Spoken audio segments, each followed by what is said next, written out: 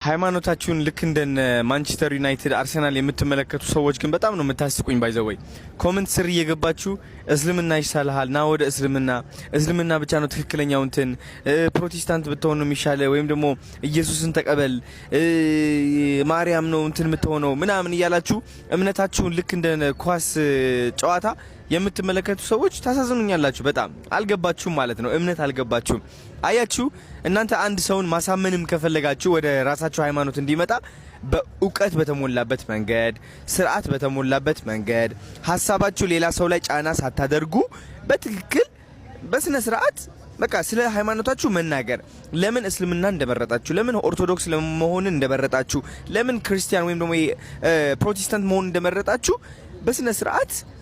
ማስተማር አያችሁ ሁላችንም ዕውቀት በተሞላው መንገድ ማስተማር ስንችል ሌላ ሰው ላይ ጫና ማሳረፍ እናቆማለን ጫና ማሳረፍ ነው በቃ የተሳሳተው የኔ ሃይማኖት ነው ልክ ያንተ ሃይማኖት የተሳሳተ ነው የኔ ነው እንደዚህ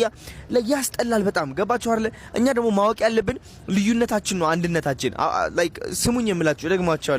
ደግመዋለሁ ልዩነታችን አንድ ያደርገናል ልዩነታችን ውበታችን እንደሆነ ማወቅ አለባችሁ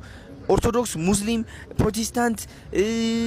ሌላ ሃይማኖት ምን ሊኖር ይችላል አንድ ያደርገናል ምክንያቱም በቃ ለየት ያለ ነገር ነው የምናገኘው እንደውም ሌላ ሰው ላይ ጫና ከማሳረፍ አንድ ኦርቶዶክስ የሆነ ወንድማችን እንጠይቀው እስኪ ለምንድነው ኦርቶዶክስ የሆንከው ኦርቶዶክስ እንድትሆን ያደረገ ነገር ምንድነው ስለ እምነት እስኪ አካፍለኝ ስላንተ ልወቅ ሙስሊም ከሆነ ደግሞ እንደዛው እንጂ ጫና ማሳረፍ እንተው ይህ እግር ኳስ ጨዋታ አይደለም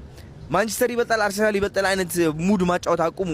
ለይሄ አላዋቂነታችሁ በጣም ያሳያል ማለት ነው ገባችሁ አይደለ ስለዚህ እንከባበር ባለን ሃይማኖት ላይክ ኢትዮጵያ እንደዛ ነው የምታምረው የምትሸበርቀው በሃይማኖት ብቻ ሳይሆን በብሔርም ለራሱ ማለት ነው አንድ ብሔርን አውድቀ ራስን ከፍ ለማድረግ ስትሞክር ይህ የሚያሳየው ያንተ አላዋቂነት ነው አይምሮ እንደማይሰራ ነው የሚያሳየው ሁሌም ራሱን ከፍ አድርጎ ሌላ ሰው ዝቅ የሚያደርግ ሰው የወደቀ ሰው ነው ባይዘወይ የወደቀና በቃ ላይክ ያልተማረ ዕውቀት የሌለው ምንም ማለት ነው ተረዳችሁኝ አይደል ስለዚህ ጫና አታድርጉ ሌላ ሰው ላይ ወደ ሃይማኖታችሁ እንዲመጣ ኦርቶዶክስ ሁኑ ሙስሊም ሁኑ ፕሮቴስታንት ሁኑ ኤኒቲንግ በቃ በእውቀት ግን አስተምሩ ከዛ በኋላ የመጣ ይመጣል ያልመጣ ደግሞ አይመጣም ይህ ቀላል ነው እህትና ወንድም እሱን ምናልባት እሷንም ልታውቋት ትችላላችሁ አዶናይ በማህበራዊ ሚዲያ ይታወቃል በዚህ በቲክቶክ መንደር እሷም ጃኒ ትባላለች ስለታቸው ምንድነው በተለይ እሷና ቅዱስ ገብርኤል አንድም ቀን ነግሬው የነገርኩት የለመንኩት ልመና አሳፍሮኝ አያውቅም ስለዚህ በየጊዜው የምጠይቀውን ጥያቄ ያከናውንልኛል ከአምላኬ ፊት ቆሞ ስለዚህ ለክብሩ መገለጫ እንዲሆን ይሄንን ድባብ ጥላ አስገብተናል ብለዋል እነርሱን የሰማ አምላክ ቅዱስ ገብርኤል እኛንም ይስማ